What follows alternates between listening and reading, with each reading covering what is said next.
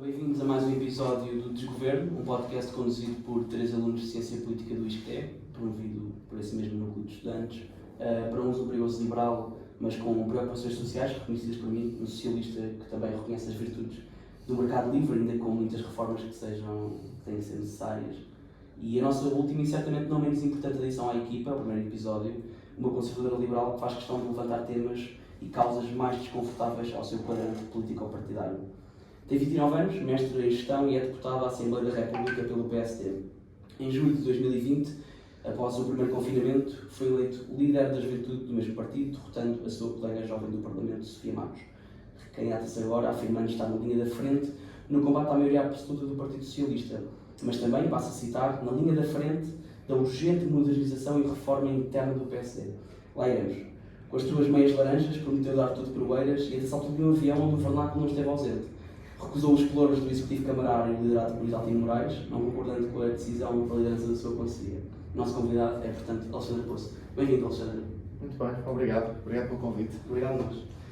Minha primeira pergunta, e fizemos também ao Miguel Costa Matos, e vamos fazer a todos, qual é que foi a tua primeira memória política e se esta teve alguma influência no percurso que acabaste por traçar?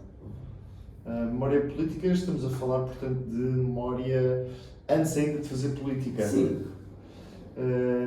Minha primeira memória política talvez seja as imagens de Entre os Rios. Portanto, nós estamos ali a falar de 2001, quando caiu a ponte entre os rios, uma tragédia no qual morreram várias dezenas de pessoas. E lembro-me de ver, na altura, o país parou, o país esteve em choque durante meses, enfim. E lembro-me na altura de várias vezes identificar o Primeiro-Ministro, na altura então António Guterres, e portanto eu diria que há uma história até engraçada. Eu sempre desde miúdo ia muitas vezes com a minha mãe às compras, ao supermercado, e portanto eu lembro-me de que às vezes perguntava à minha mãe se o senhor que estava na capa do jornal era o mesmo que tinha estado no outro dia à noite, e era António Guterres. Portanto, eu era uma criança e portanto nasci em 1992 e portanto as minhas memórias políticas circulam por essa altura. Sempre me lembro bastante da ponte entre os rios, mas também algo que foi muito comum, vocês são um bocadinho mais novos, sim, efetivamente mais novos do que eu, que já não tenho memória disso, mas quando eu estava na primária houve um grande movimento nacional, semelhante àquilo que nós estamos agora a assistir com a Ucrânia, mas ainda com laços mais fortes, que foi a questão da independência de Timor. E lembro também na escola primária também havia recolha de alimentos. Lembro-me de uma vez, mas é uma memória vaga, já não sei se foi no terceiro ou quarto ano, de darmos as mãos por Timor, ou seja, Portugal na altura tinha as relações diplomáticas cortadas com a Indonésia e defendia a independência de Timor e colocou-se, e bem, no entendimento, ao lado daqueles que defendem a independência de Timor, e portanto as minhas primeiras memórias políticas andam por aí. Mas lembro-me bastante da tragédia da ponte entre os rios, até porque uns meses a seguir foi o 11 de setembro, e portanto também me lembro, tinha 9 anos, mas lembro-me bem do impacto que foi. Aliás, na altura, nesse ano achava-se que íamos começar a Terceira Guerra Mundial, porque aquilo foi meio, obviamente que nos anos 90 também houve alguns atentados terroristas que tiveram algum impacto mediático, mas nada se compara com o 11 de setembro, e portanto eu diria que as minhas primeiras memórias políticas andam muito aí, portanto nesse final dos governos de António Guterres, Timor, Entre os Rios, 11 de setembro, portanto essas são as minhas primeiras memórias políticas. E depois fui começando a ganhar mais consciência. Já me recordo de vários episódios dos tempos do governo de Dom Barroso e Pedro Santana Lopes. Já tenho a memória completamente clara relativamente àquilo que foram os anos de José Sócrates. Eu já tinha, quando José Sócrates foi eleito, eu tinha 13 anos. Aliás, eu junto-me à JST e começo a fazer política em 2009, portanto, ainda durante o tempo da primeira maioria absoluta, mas a um mês de José Sócrates perder a maioria absoluta, embora tenha ganho as eleições legislativas de 2009, e portanto há um amadurecimento político e portanto um amadurecimento também enquanto pessoa. Portanto era um pré-adolescente / adolescente que começou a interessar-se por política e vai muito por aí. As minhas primeiras memórias políticas, se eu quiser mas dizer as primeiras remontam aos governos de António Guterres. E sempre foi algo que tu te identificaste logo, a tua ideologia? Tu disseste que foi em 2009? 2009, tinha 17 anos. 17 anos? Ok, pensei que até fosses mais novo. Não, 17. Mas foi logo... Mas já tinha uma... Ou seja, já acompanhava desde os 14, 15, aliás nós há pouco falávamos de um grande amigo meu, um dos meus melhores amigos de vida, que é o Frederico. Eu trato por Gui, mas na Juventude Socialista é conhecido por Frederico Dias de Jesus. E ele foi meu colega no 10º ano e nós passávamos as aulas, os intervalos, estamos sempre a discutir política. Ele PS e eu PS. Eu no 10º ano já tinha perfeita noção de quais as ideias. As minhas ideias, e eu já tinha uma simpatia muito grande pelo PSD. Aliás, quando o governo de Santana Lopes caiu, eu achei que aquilo que lhe tinham feito, e tinha 12, 13 anos, tinha sido uma violência atroz e tinha sido... Obviamente, com os anos, nós vamos sabendo mais coisas que justificam ou não essas decisões, mas naturalmente que é para mim difícil. Percebo que existiam algumas situações, vou dizer, caricatas nesse governo, mas um Presidente da República mandar abaixo um governo que tinha suporte maioritário na Assembleia é muito discutível. Portanto, embora não embarque nas teses mais radicais do golpe de Estado constitucional, também penso que poderá ter sido exagerado. Embora reconheça que na altura existia uma sucessão de acontecimentos que pode ter gerado, ou seja, não foi um governo muito fácil, mas também não tenho muita memória, ou seja, não consigo relatar tudo, lembro-me de algumas situações, mas a minha memória política desenvolve-se a partir daí. Ou seja, eu desde cedo que me interessei bastante por política. Em minha casa sempre tive a noção clara daquilo que são as dificuldades no dia-a-dia da pessoa. Eu sempre estudei em escolas públicas, sempre tive a perfeita noção daquilo que custa a muitas famílias conseguir pagar as contas e conseguir ter mais orçamento do que calendário. E, portanto, ganhei desde cedo uma consciência social muito forte. Obviamente que este meu background familiar, esta minha situação familiar fez-me despertar muito para a necessidade de nós precisarmos muito de garantir que as famílias em Portugal têm melhores salários. Eu já sentia isso quando era uma criança e lidava com essas dificuldades em casa. Sinto hoje já tenho um desenvolvimento da minha capacidade política muito maior do que aquele que tinha aos 10, 11 anos, mas já senti isso. E depois também o contexto. Eu estudei, eu não vou dizer nas piores escolas públicas de Oeiras, porque para mim são as melhores, e na Joaquim de Barros, mas para mim são as melhores. Mas eu sei que no âmbito dos indicadores socioeconómicos, são escolas que tinham as maiores dificuldades sociais. Eram escolas que recebiam casos de pessoas com contextos socioeconómicos bastante agressivos. Não era o meu caso, eu vinha de famílias humildes, mas tinha uma cama para dormir. Eu tinha colegas meus de escola que a chegasse a casa primeiro é que tinha cama. Os outros tinham de dormir, os irmãos, a família tinham de dormir sentados a uma mesa. E, portanto, também ganhei desde cedo, ter jogado futebol com pessoas de todas as origens, todos os estratos, também me fez ganhar essa habilidade. E comecei a ganhar uma consciência social muito, muito forte, e depois comecei a ler, ali com 14, 15 anos, 13 anos, eu era a altura muito forte da blogosfera, eu lia blogs, depois eu gosto muito de ler, comecei a ler os autores clássicos das ideologias, comecei a perceber o que é que existia em Portugal, quais é que eram as nossas organizações, e eu entendi, ainda hoje entendo, graças a Deus, porque senão estaria mal no partido onde estou. Ao fim de 13 anos, entendo que, quase 13 anos, eu faço 13 anos em setembro, ao fim de quase 13 anos de militância na JST e no PSD, entendo que a melhor organização, no meu entendimento, conjuga dois valores que para mim são essenciais, que é o primeiro da liberdade, em segundo lugar, não é bem primeiro, mas estão lado a lado, liberdade e justiça social.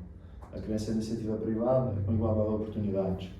A noção de que nós precisamos de desenvolver uma sociedade civil, uma sociedade, uma economia forte, mas que também ninguém é verdadeiramente livre de se viver numa sociedade rodeada de pobreza e desigualdade. E, portanto, eu acredito que estes valores, que são os valores que me fazem falar muitas vezes, e se já acompanharam algum tipo de atividade política que eu tenho feito no passado, há tema que eu gosto muito, é o tema do elevador social, a capacidade de uma pessoa conseguir subir na vida, é algo que para mim eu encontro no partido no qual estou filiado e no qual tenho as responsabilidades. E achas que o ensino acabou por moldar muito isso? Ou seja, eu na outra vez que tivemos o episódio com o Miguel estou no Santos Juntos, estou lá fora, e no fundo isso acabou por não influenciar muito no aspecto de ser uma pessoa mais privilegiada, mas por outro lado encarar o mundo de uma forma mais à esquerda.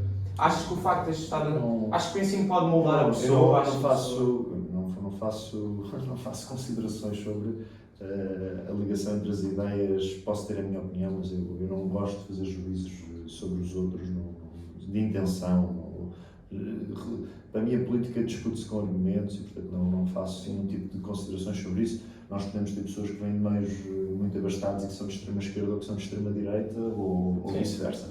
Agora, naturalmente que a experiência pessoal de cada um molda também um pouco as nossas filosofias políticas, não é? Ou seja, isso é a nossa... Nós vemos o mundo com as nossas lentes, não tiramos o lente da nossa vida, da nossa família, do nosso contexto e olhamos para a política, para a sociedade, para as pessoas com uma lente completamente abstrata. Nós, obviamente, colocamos aqui várias lentes daquilo que são os nossos bias, daquilo que são os nossos preconceitos, daquilo que são as nossas vivências, mas não faço esse link automático, também não faço nenhum tipo de consideração sobre a vida das pessoas ou sobre o percurso das pessoas. Eu entendo que, no meu caso, a forma como eu vejo a realidade é também moldada por isso. Eu, sendo uma pessoa que não se considera de esquerda, obviamente que valorizo muito a questão do mérito. O mérito, o trabalho, o esforço. Mas eu também, não sendo de esquerda, sei que é totalmente diferente eu ter mérito e vir de um contexto que potencia, favorece e dá gás ao mérito, ou de um contexto onde a minha casa não há dinheiro para explicadores, a minha casa não há livros, onde os meus pais não estudaram, onde os meus pais têm uma vida muito sofrida, ou seja, há, obviamente, pontos de partida diferentes. Exato. Portanto, o mérito, e eu sou um grande defensor de que o esforço e o trabalho das pessoas devem também ter um papel e devem, no final do dia, se tudo correr bem, se até paricos, dizer quem é que consegue ir mais longe na vida. Mas eu também não sou ingênuo ao ponto de acreditar que há uma sociedade do mérito e que se tu te esforçares, independentemente do teu contexto, tu vais ser um milionário ou não vais ter muitas dificuldades na vida. Isso, na minha opinião, há barreiras enormes. Em 2018, a OCDE fez um estudo muito importante sobre algo que é este tema do elevador social, que dizia que em Portugal uma pessoa demora 5 gerações a sair da pobreza. E, portanto, está tudo dito. Está tudo dito sobre a capacidade de uma pessoa nascer pobre em Portugal e provavelmente o seu destino mais provável é morrer pobre e ter filhos pobres. Ou seja, e, portanto, isto é um problema enorme no nosso país, é um problema de um falhanço global do nosso desenvolvimento económico das últimas décadas e que a democracia e que o nosso sistema ainda não foi capaz de resolver. Ou seja, basta olhar para os salários que nós temos, basta olhar para a condição de vida dos jovens e, acima de tudo, para a percentagem de pessoas que vivem em risco de pobreza. Nós temos uma percentagem de pessoas que vivem em enorme risco de pobreza. E se não fossem as transferências sociais, se não fosse o Estado Social, ainda tínhamos quase 40% das pessoas a viver em risco de pobreza. E há quem quer destruir o Estado Social, mas... Isso já é uma interpretação mais política. Mais política, não é? E é por isso que estamos aqui. Qualquer pessoa pode dizer disso da esquerda ou da direita. Não, claro. Mas falaste há pouco desse pré-adolescente que era no Livro das Brancas, que discutia política. Esse pré-adolescente alguma vez pensou ser candidato à Câmara de Oeiras? Não, de todo. Mas tu foste à junta de... Eu fui candidato à minha junta de freguesia. Eu tenho uma visão de que fui candidato à minha junta de freguesia, Porto Salvo. Eu tenho, no Conselho de Oeiras há 3 freguesias que moldam a minha vida. Eu nasci em Oeiras, no centro da vila, na maternidade que na altura existia na Vila de Oeiras. Os meus pais viviam em Itália, portanto eu só voltei quando tinha 13 anos para Portugal. Nasci cá, mas os meus pais viviam lá. E portanto, desde 95 estou em Portugal. Vivi sempre em Porto Salvo até há um ano, em que voltei, lá está, agora vivo em Oeiras novamente. E estudei sempre, ou melhor, sempre não, a partir do 5º ano até o 12º, estudei sempre em Passo de Arcos. A minha vivência foi num triângulo, para quem conhece o concelho, é um triângulo ali de Porto Salvo, Passo de Arcos e Oeiras, que são aquilo que eu considero a minha zona de conforto, a minha zona de vida, onde eu tenho ainda hoje os meus melhores amigos, são todos daí, todos vivem aí também. Com muita dificuldade, que é para uma pessoa jovem conseguir viver em Oeiras. Mas eu nunca pensei ser candidato. Cada vez mais. Eu, em 2017, fui candidato em 2017 porque eu tenho na minha visão, assim, o meu partido e a minha estrutura, a Juventude Social Democrata, deram uma honra de crescer politicamente e de ter grandes responsabilidades. Eu tive a honra de ser eleito deputado com 27 anos, hoje tenho a responsabilidade, mas também é uma honra, é um orgulho de liderar uma organização histórica da democracia portuguesa, como é o caso da JST.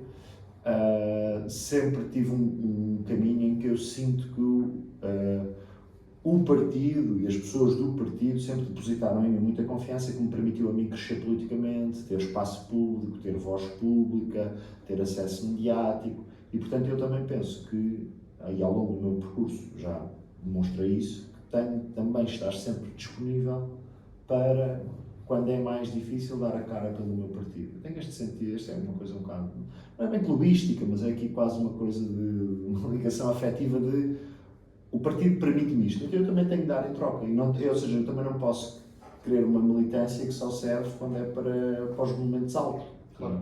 É para ser deputado, é para ser presidente da Jota, aí cá estou eu, que é para ir para a televisão, aí é ótimo, cá estou eu. Não, também era difícil mesmo, para o PSD é muito difícil, todos sabem o contexto, fruto de uma autarca histórica independente do nosso partido, portanto acho que não é preciso acrescentar muita mais informação, aquela que toda a gente já sabe da dificuldade que é para o PSD, desde que Isaltino Moraes saiu do nosso partido, existir e ir a eleições quando Isaltino existe e está também. Era também para o PS? Não, mas até eu ia dizer isso. Não, é para o PS também, porque Isaltino Moraes conseguiu com os anos ter uma abrangência de eleitorado que é muito maior do que o PS. Quem compara legislativas e autárquicas, votos do PS e agora, em 2017 eu estive disponível para ser candidato à minha freguesia, fui anunciado, ainda tinha 24 anos, ou melhor não, foi no dia que fiz 25 anos que foi a apresentação de candidatura. Fui candidato à freguesia, estive na Assembleia de Freguesia durante 4 anos e em 2021, depois do PSD ter uma significativa indefinição, para não utilizar outra expressão. Já sei que temos a dizer. É a próxima pergunta. O PSD teve uma grande indefinição, uma indefinição na liderança do partido, o Dr. Rui Rio ter uma grande indefinição, de ter demorado mais do que aquilo que era expectável a resolver a situação de Oeiras, ali lá para meados de maio, acabei a ser eu o candidato, aceitando um convite que o presidente do meu partido me fez para ser candidato à Câmara Municipal de Oeiras. E eu entendi que, sendo Oeiras o meu concelho, onde nasci, onde vivi, estudei, cresci, onde vivo atualmente, onde comprei casa, onde tenciono constituir família, se tudo correr bem, entendi que era uma grande honra para mim, aos 28, na altura, entretanto 29 anos, ser candidato à Câmara Municipal de Oeiras. E também dar a cara para o meu partido num contexto difícil, depois de nós estarmos quase um ano sem saber qual é que seria o destino do PSD nessa eleição. E tenho orgulho naquilo que fiz, tenho orgulho na campanha que protagonizei, tenho orgulho nas ideias que defendi para o Oeiras, ideias muito progressistas, ideias que eu acho que, se um dia o Oeiras tiver a capacidade de executar tudo aquilo que nós colocamos no nosso programa muito ambicioso, o Oeiras será ainda muito melhor do que aquilo que já é um conceito de excelência, todos os indicadores indicam isso, passa pelo ginásio, portanto revelam isso, demonstram isso, mas naturalmente ainda há problemas, e naturalmente há novas áreas que temos de avançar enquanto Conselho, enquanto comunidade, e foi com muito gosto e com muita alegria, como repararam, foi com muita alegria que fui candidato à Câmara Municipal de Oeiras nas últimas autárquicas. Mas para fechar o tema do Oeiras, e prometo que é a última pergunta, falando desse percurso autárquico que falámos agora, porquê é que decidiste sair do Executivo Camarário e abdicar da variação? E se isso tem alguma coisa a ver com a atual liderança da Conselhia do PSD? Uma aproximação mais ao Isaltino do que propriamente aquela que tu não quiseste fazer? Não, a Conselhia do PSD em Oeiras, desde que Isaltino Moraes saiu do nosso partido, portanto desde 2005, que tem em sucessivos mandatos, à semelhança daquilo que também já aconteceu com o Partido Socialista, aceite a partilha de responsabilidades no Executivo Camarário. E tem sido, aconteceu em 2005, em 2009, em 2013, em 2017. Ora, eu na campanha eleitoral, quando me questionavam, tendo em conta este histórico, questionavam se eu teria pelouros. E eu dizia sempre, sendo eleito, porque havia essa incógnita se eu conseguiria ou não ser eleito, tendo em conta as sondagens, muitas delas apontavam para a minha não eleição. Eu dizia, sendo eleito, não faço intenções de assumir pelouros. E, portanto, eu, quando fui eleito, assumi para mim que aquilo que tinha dito durante a campanha eleitoral seria aquilo que eu pretendia. Eu não pretendia assumir pelouros, e, portanto, eu só estava disponível para exercer o mandato em funções de vereador sem pelouros. O Partido Social Democrata, na senda daquela que é a sua leitura, na senda daquela que é o seu entendimento de que serve melhor o Conselho com a partilha de pelouros, decidiu aceitar. Portanto, nós entramos aqui numa impossibilidade, que é, ou seja, eu só poderia estar como vereador sem pelouros. O PSD queria pelouros. E, portanto, eu decidi devolver o meu mandato ao partido e decidi, acima de tudo, penso eu, ser coerente também com aquilo que tinha dito antes das eleições, que era, sem pelouros, eu poderia ser vereador. E, tal como tive a minha ajuda de freguesia, 4 anos à Assembleia de Freguesia, a fazer oposição e um presidente Juncker que até estimo bastante, embora até fosse na altura do Partido Socialista, hoje também é do movimento do Presidente de Câmara, mas uma pessoa que estimo bastante e que tenho grande consideração política por ele. Mas entendi que para aquilo que é neste momento o momento da minha vida política, para a leitura que faço daquilo que disse antes das eleições e para aquilo que também não pretendia acumular cargos, sou deputado, portanto eu tenho uma visão um pouco crítica da acumulação de cargos, ou seja, acumular deputado como vereador, portanto, fazendo essa leitura toda, considerando esses fatores todos, o PSD decidiu ter pelouros e eu decidi suspender o mandato. E quanto ao PSD, estavas a falar agora na questão do PSD, do mandato, e fazendo assim um pouco o rescaldo das legislativas. Naturalmente, naturalmente desejo, obviamente, que o PSD olhe, ou seja, naturalmente desejo que o PSD, com esta decisão, consiga, obviamente com a nossa força política, que o povo nos deu, influenciar com as nossas propostas, com o programa que eu levei a votos, o futuro do nosso Conselho. E estarei sempre disponível no futuro para o Conselho de Oeiras. Agora não sei o que é que será o futuro. O futuro, desculpa, só mesmo para terminar, o futuro, na minha opinião, acho que passa por uma coligação abrangente se queremos efetivamente uma mudança para aquele Conselho. Deixe só esta nota. PSD? Nunca sabe. Nunca sabe. Eu também sou habitante do Conselho de Oeiras, estava a falar aqui mais da Oeiras. Algés. Mas que era chega do Oeiras. Passar para o PSD. Pronto, quanto ao PSD, fazendo assim um bocado o rescaldo das legislativas, o PSD esperava um resultado diferente, eu próprio esperava um resultado diferente. Achei que nunca, e acho que isso foi bastante a culpa da derrota, foi até o último dia das eleições não haver uma definição clara de qual é que era o rumo do PSD, ou do que é que o PSD faria, ou com quem dialogaria no futuro, se era com o Chega, se era com a Iniciativa, depois era com o PS, depois não era. Acho que isso nunca ficou bem claro. E acho que isso foi o que fez com que o PSD perdesse muito eleitorado, principalmente ao centro, para o PS, e houve o voto útil muito à esquerda. Pegando nisso, como é que achas que o PSD pode recuperar todo aquele eleitorado que foi para a Iniciativa Liberal, para o Chega, que foi até para o PS? Será que precisa de um líder mais carismático? Será que é um percurso mais ideológico, mais definido? Concordo contigo, ou seja, eu também sou daqueles que não esperava, obviamente, considerava cenários em que o PSD perdia as eleições.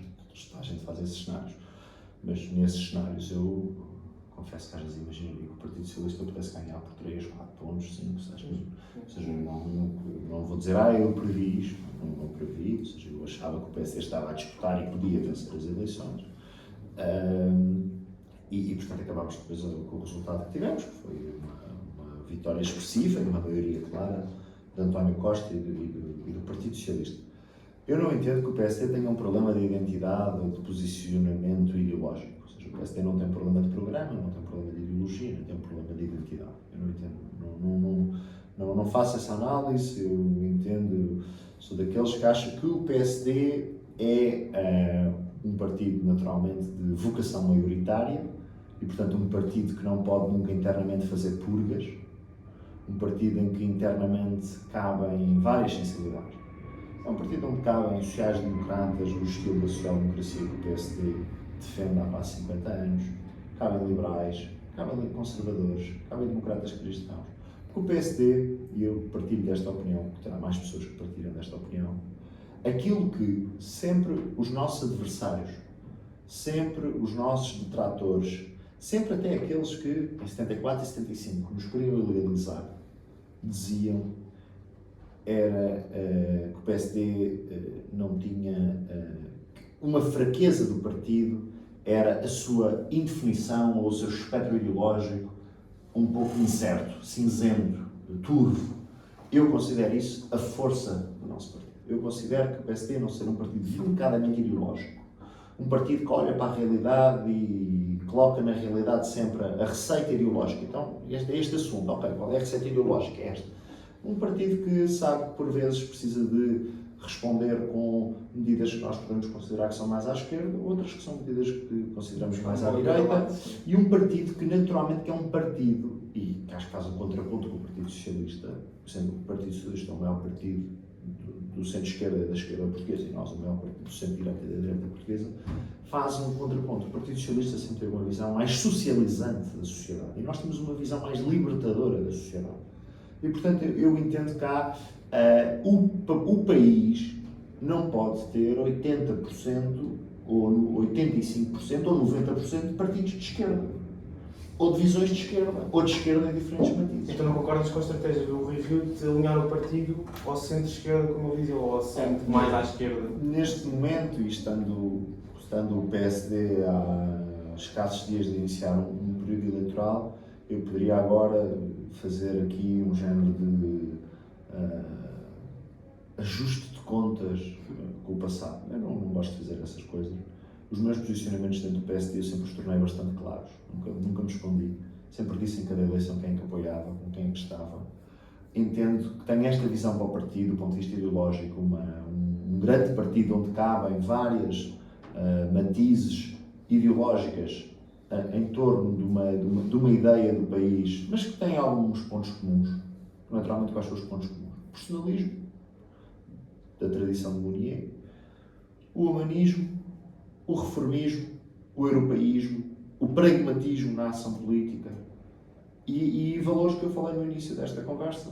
Liberdade, iniciativa privada, mas também Estado Social, justiça social, igualdade de oportunidades, a necessidade de nós desenvolvermos o país por via do crescimento económico. E, portanto, eu entendo que agora seria o momento em que eu, depois destes resultados, e nunca tendo apoiado o Presidente do Partido, em eleições internas, naturalmente externas, apoiei sempre, estive lealmente ao seu lado, fazer algum tipo de ajuste. Mas eu penso que o meu posicionamento responde, o meu posicionamento ao longo dos últimos anos, face à liderança do Dr. Rui Rio, fala por ele mesmo.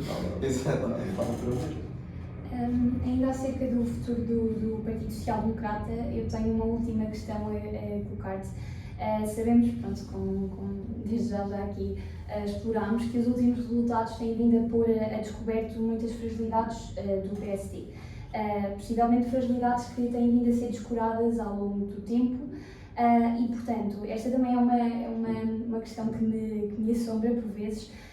Consideras que o partido está, de certa forma, afastado do cidadão comum, da sociedade, das lutas do tal cidadão comum, ou que não tem conseguido concretamente programar e talvez transmitir com clareza o que pretende?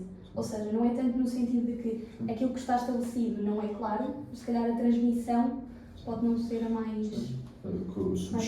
Subscrevo a tua questão e por isso é que eu disse há pouco. O PSD não tem problema de programa, de ideologia, de identidade. Eu acho que o PSD tem tido um problema que não é só desta liderança, é um problema que eu diria que já vem mais para trás, talvez já tem para os seus 15, 20 anos, que é um problema às vezes na ação política e um partido que, no meu entendimento, tem de se modernizar significativamente.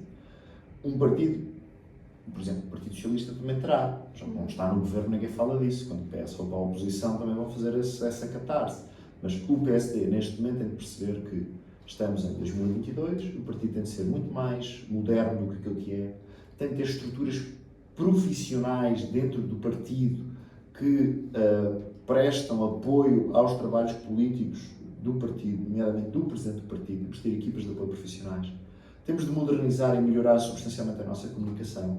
Temos de entender a evolução que está a acontecer no sistema mediático, na forma como as pessoas consomem o entretenimento, como as pessoas consomem os ciclos de notícias, quais são as formas como as pessoas aderem, buscam informação e perceber que o PSD tem de se modernizar, tem de se abrir, tem de colocar em causa o seu modelo de eleição da liderança, tem de olhar para a questão como é que é financiado o partido, tem de fazer um grande levantamento de toda a nossa estrutura e perceber como é que o PSD pode ser um partido muito mais atrativo, ser um partido muito mais digital, ser um partido que comunica muito melhor e ser um partido que transpira futuro.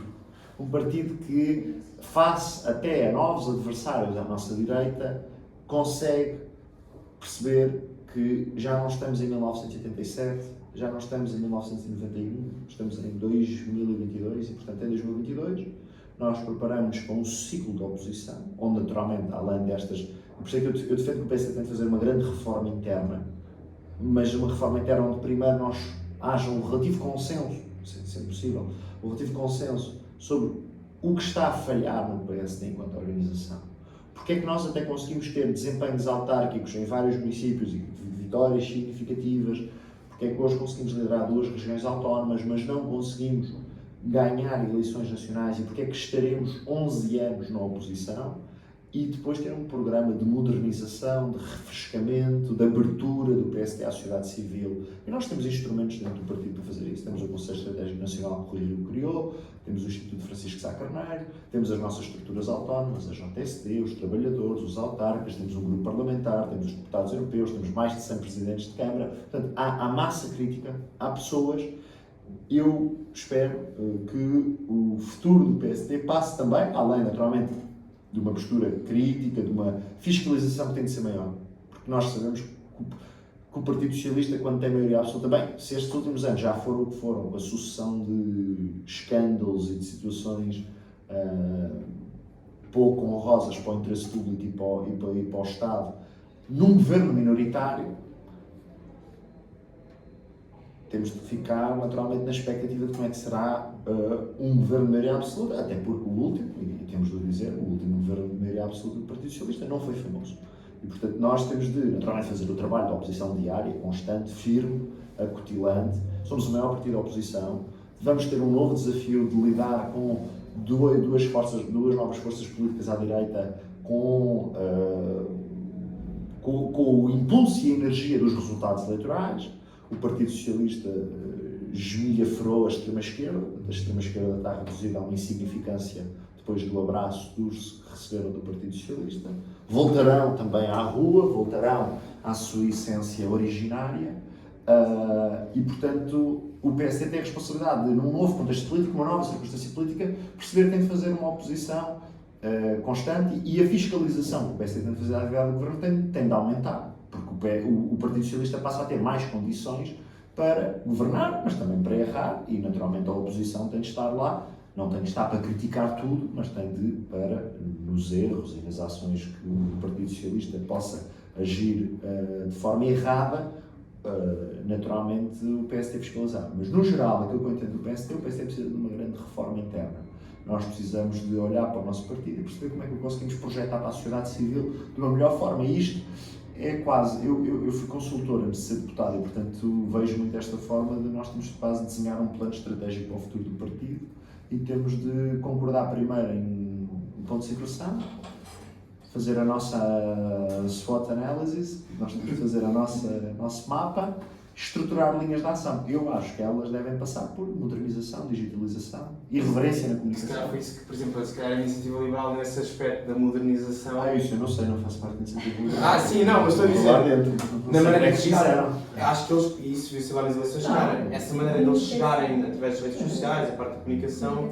Tem sido um partido que se tem afirmado muito na conta da comunicação e gostes ou não do partido, concordo ou não, acho que toda a gente reconhece. Tem sido um partido que tem feito da comunicação política o seu principal trunfo. É aí que tu te referes ao PSD que está a falhar essa questão da comunicação? O PSD tem de conseguir, ou seja, eu não acredito que um partido para comunicar bem tem de ser novo. Um partido pode, e há exemplos a nível internacional, ter uma boa comunicação nas redes sociais, comunicar bem nos mídias, ter uma boa estratégia de presença no sistema mediático, nos painéis de comentário, nos artigos de opinião, nas declarações públicas à imprensa, em eventos próprios, de ter uma comunicação de excelência.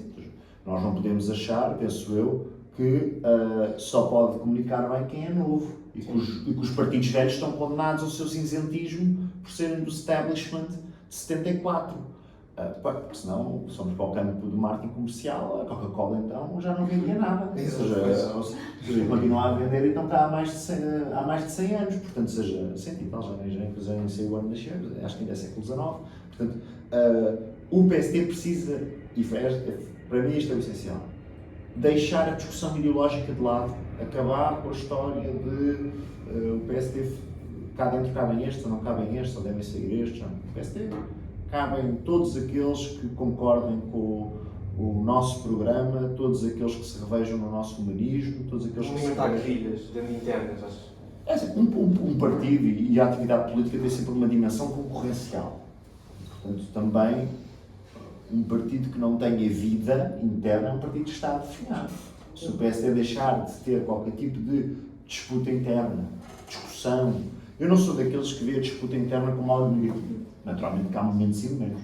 Naturalmente que há circunstâncias em que ela pode ser mais ou menos adequada para os propósitos do partido. Agora, eu não partilho daquela ideia de que um partido é um partido que está tudo caladinho, calminho, cinzentinho, caladinho, pequenino. Ou seja, não, um partido grande, vivo, tem muita gente. E o PSD fez destes confrontos. O PSD fez do confronto entre Sá Carneiro e os companheiros que na altura defendiam uma guinada à esquerda no partido e que saíram e que Sá Carneiro perde mais de metade do grupo parlamentar para as opções inadiáveis e depois funda a Aliança Democrata. É um partido que se forjou por haver um partido que estava com o Pinto de Balsemão e a seguir com o Bloco Central de Mário Soares, mas também dentro do partido que estivesse contra. Um partido que em 85 escolheu Cavaco Silva quando o líder provável era João Salgueiro e que depois a seguir a Cavaco teve grandes disputas entre Marcelo, Durão Barroso, Marcos Mendes, Pedro Santana Lopes. Ou seja, os partidos e o Partido Socialista também tem essa dimensão. Naturalmente, quando estão na oposição, têm mais esta tendência para ter maiores disputas. Agora, mais espaço para reflexão? No LIVRE, nós não sabemos o que se passa lá dentro, mas tem um deputado. Não é? Se nós quisermos ser só um grupinho de um, somos nós os quatro. Se nós os quatro fizermos um partido, para se calhar nós conseguimos. Agora, se formos em vez de nós os quatro, somos 4.000 ou 40.000, ou caminhar para ser muito mais daqui, naturalmente que mais pessoas alimenta a vantagem de opiniões. É uma multiplicidade de ideias, se calhar também pode ser o que faz do Partido Social Democrata. Um partido grande tem sempre isso. Exato, e que aceita uma série de quadrantes. Eu não queria deixar de mencionar, e talvez nos debruçarmos aqui um bocadinho sobre a atual situação de conflito armado na Ucrânia, e por isso tenho para ti a seguinte questão. Qual a tua visão acerca da intervenção da União Europeia e dos restantes agentes internacionais, principalmente em termos de timing, de adequabilidade, mais nesse sentido? A União Europeia acordou tarde, mas está a responder bem. Ou seja, a União Europeia acordou tarde. A União Europeia muitas vezes esquece que nós estamos num mundo muito competitivo e que nós estamos num mundo já não estamos num mundo que é ditado apenas e só pelas regras dos Estados Unidos. Nós estamos num mundo com várias potências e embora a Rússia seja uma potência económica até em relativo declínio, tem um PIB que não é muito diferente do PIB espanhol, é uma força militar e é uma força nuclear significativa. E naturalmente que a União Europeia, durante bastante tempo, esqueceu-se de alguns princípios, na minha opinião, de que naturalmente que a União Europeia não pode fazer do eixo militar a sua principal linha de ação, mas a União Europeia não pode esquecer que vive num mundo onde nós temos outras potências que disputam zonas de influência e que disputam espaços, quer no plano económico, quer no plano diplomático, quer na relação entre Estados, de terem um maior ascendente sobre os outros.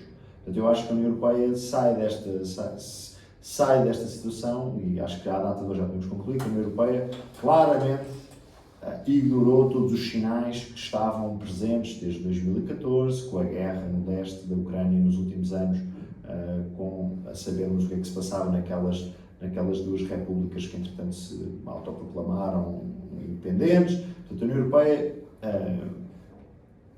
não quis durante muito tempo olhar verdadeiramente para a situação. Aliás, é quase paradigmático que algo que se fala há muito tempo, que é a ligação do mercado ibérico com os restantes países centrais da União Europeia em termos de eletricidade, aliás é um projeto até defendido no tempo do nosso governo PSD-CDS, em que Portugal e Espanha, através da Península Ibérica, conseguiríamos abastecer da Europa, nomeadamente de gás, a União Europeia deu prioridade a avançar com o Nord Stream 2. Entretanto, agora cancelou e ainda não estão feitas as ligações na União Europeia. Ou melhor, há ligações, mas ainda não está concluído. E nunca houve muito interesse. Houve muito interesse deste governo, nunca houve muito interesse a nível europeu de nós explorarmos outras soluções, nomeadamente com os nossos aliados americanos, uma solução diferente para os problemas de abastecimento de energia no centro da Europa. E, portanto, colocarmos ainda mais dependentes da Rússia. Portanto, e agora não é do dia para a noite que se pode fechar o gás à Europa Central toda.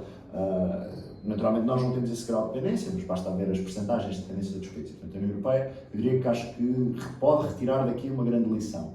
É que naturalmente, nós não queremos que o século XXI seja um século de guerra, ou um século militar, mas nós temos de estruturar melhor a forma como nós nos defendemos e a forma como estamos neste mundo bastante competitivo, com potências emergentes que reclamam o seu lugar à mesa e que não partilham necessariamente os mesmos valores do que nós e que no âmbito da política real, dura e concreta, utilizarão os seus meios para nós, para conseguir esse espaço. Eu entendo que nós, além da União Europeia, que há uma componente para mim essencial, que é a questão da NATO. Eu sou um grande defensor da nossa Aliança Atlântica e também defendo um grande princípio, que é o princípio de que cada nação, cada povo, cada Estado faz as suas escolhas livremente, de forma soberana. Vamos imaginar, quando Portugal decidiu aderir à NATO, antes do 25 de Abril, ou depois do 25 de Abril, quando nós decidimos aderir à União Europeia, então a Comunidade Económica Europeia, se Espanha não quisesse, nós não entrávamos. Ou seja, nós coloquemos nos pés do povo ucraniano. Há um presidente que teve uma votação expressiva, que teve uma orientação política. Bem, já o outro, que depois, entanto, fugiu, também tinha. E aquilo que se pode estar a querer dizer à Ucrânia, que como está na proximidade e na esfera de influência da Rússia, não pode decidir querer fazer parte da NATO ou não pode querer fazer parte da União Europeia. Eu penso que nós temos de apoiar a adesão, em primeiro lugar, à União Europeia e, naturalmente, estarmos preparados do ponto de vista da nossa aliança militar e aí faço uma avaliação positiva daquilo que tem acontecido. A postura do governo português, a postura do Ministro dos Negócios Estrangeiros e a postura do Primeiro-Ministro tem sido correta.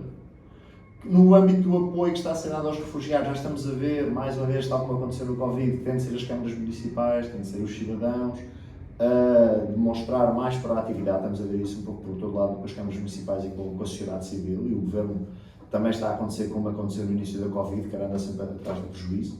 Mas eu entendo que nós não podemos exigir, como por exemplo exige o Bloco de Esquerda, no seu equilibrismo e na sua hipocrisia, de que a Ucrânia tem de ser neutral. Mas quem é que é o Bloco de Esquerda para decidir o que é que a Ucrânia é? A Ucrânia será aquilo que os ucranianos quiserem, tal como o Portugal é aquilo que os portugueses entenderam. Os portugueses deram muita confiança nos anos 70 e nos anos 80 aos dois partidos europeístas. E fomos para a União Europeia.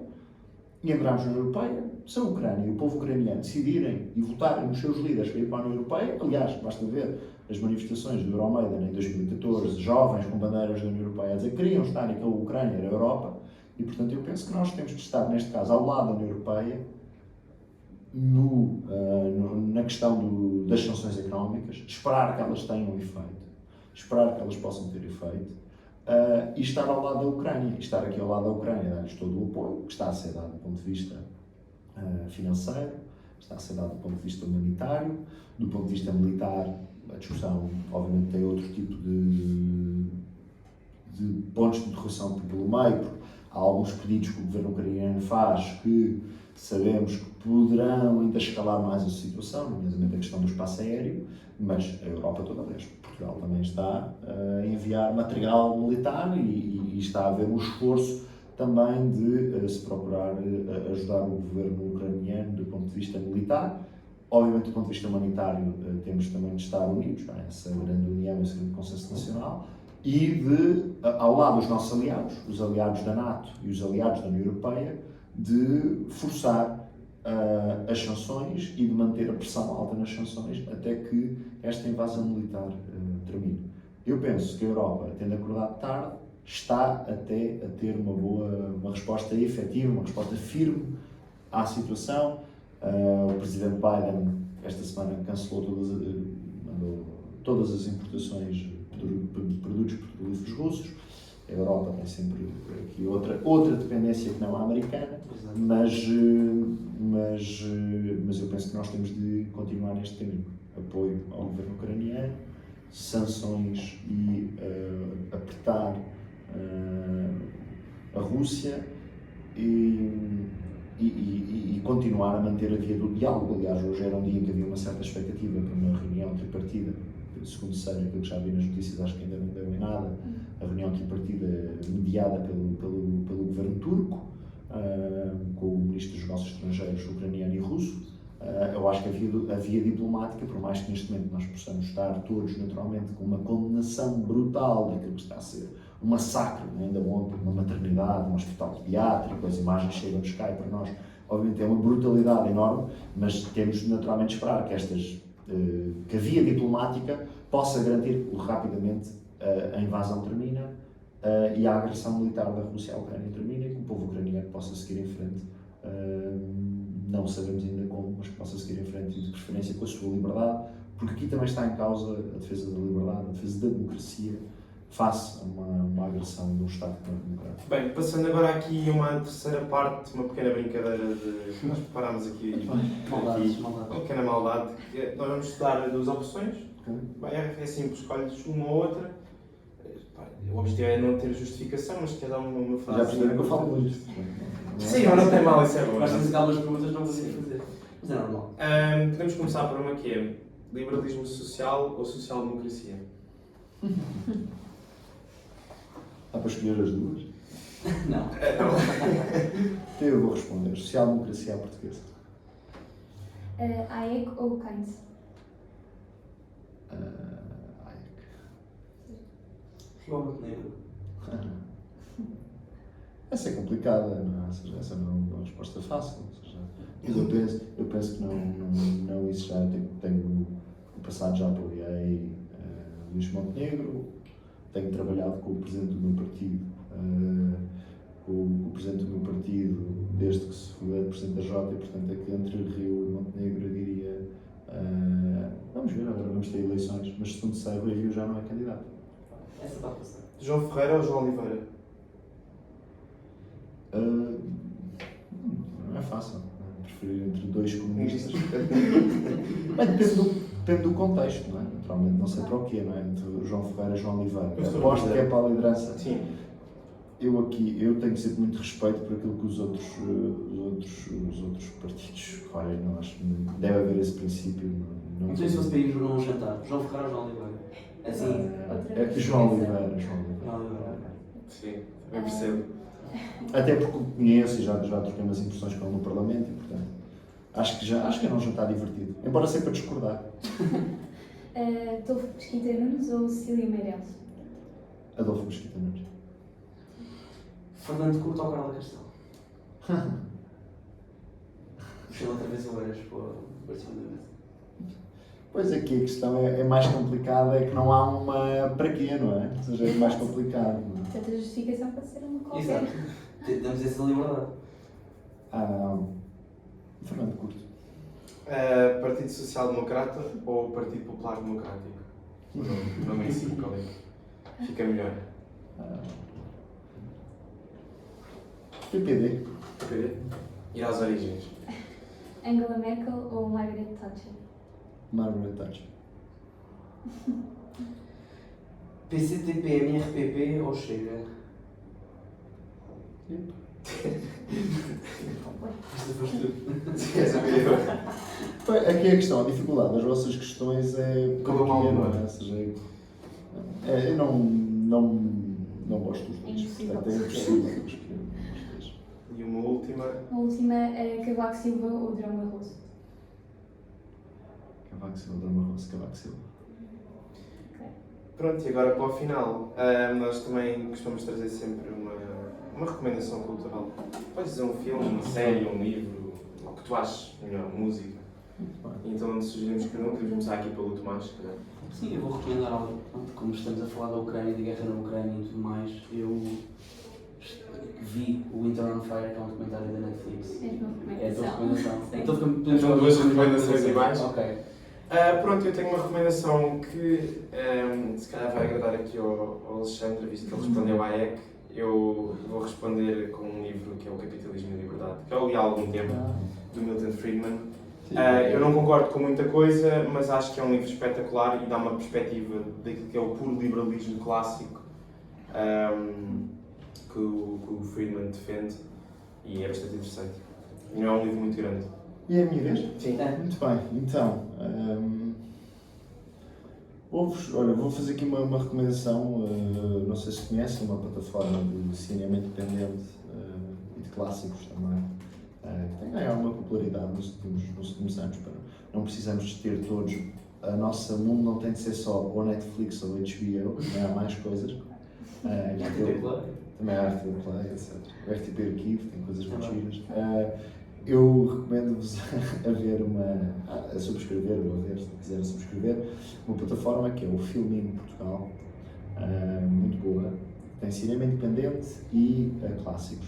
E esta semana vi um documentário brutal, que até me marcou bastante, que é Escrever Sob Fogo, que é um jornal indiano, apenas de mulheres.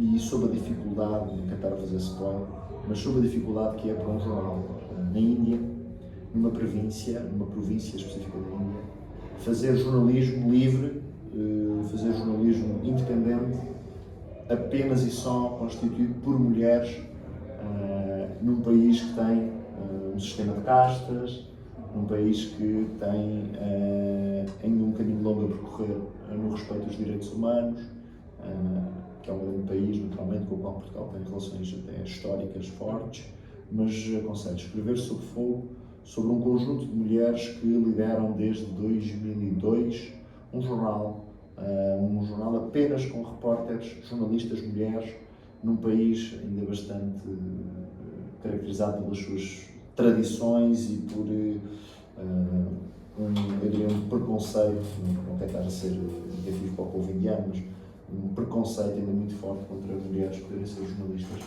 E muito marcadamente, e vê-se no documentário, o impacto da questão das castas e do sistema de castas que vigora na sociedade indiana. Portanto, aconselho muito. Escrever Sob Fogo está na plataforma Filmin. Muito obrigado, Alexandre, pelo Muito obrigado. presença. Obrigado.